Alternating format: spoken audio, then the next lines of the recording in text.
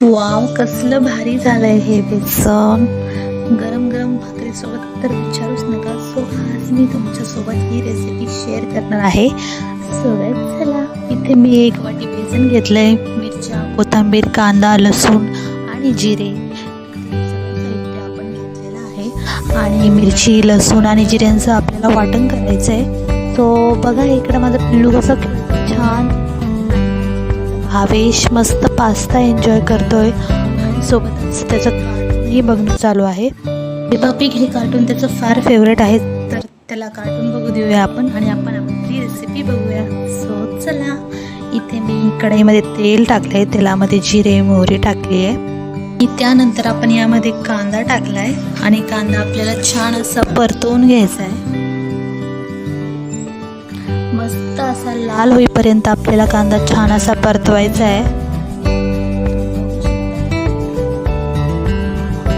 कांदा आपला छान असा परतत आलेला आहे आणि आता त्यामध्ये आपण जी पेस्ट तयार केली होती, जो ठेचा हिरवी मिरची, लसूण, जिरेचा, तो आपण यामध्ये टाकलेला आहे आणि यालाही छान असा आपल्याला परतवायचं आहे. छान असं परतवून घेतल्यानंतर बघा, यामध्ये आपण आता हळद टाकणार आहोत आणि आपल्याला परतवायचे छान.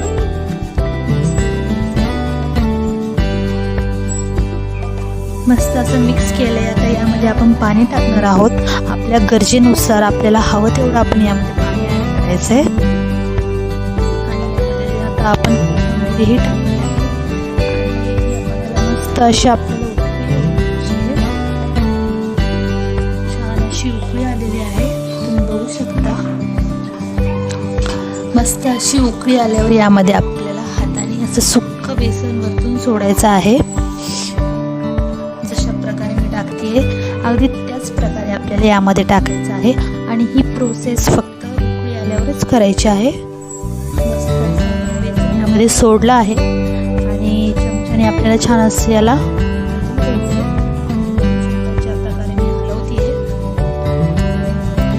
त्याच प्रकारे आपल्याला याला मस्त असं हलवून घ्यायचं आहे, कारण यामध्ये कुठल्याही प्रकारची गाठ राहता कामा नये.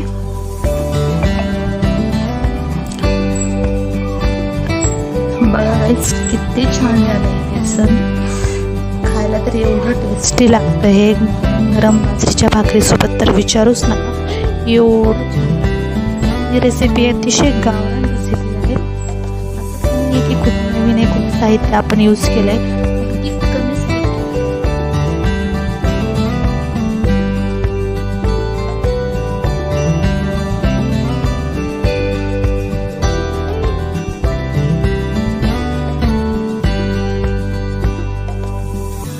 तर आपलं बेसन इथे बनवून, गाठीचं बेसन आपलं तयार आहे.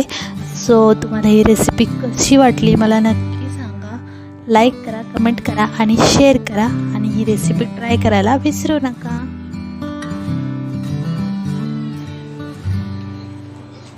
खूप छान, खूप म्हणजे खूप टेस्टी आहे हे बेसन. मी तर मला असं झालं मी कधी टेस्ट करते. थँक्यू. किती छान सुगंध सुटला.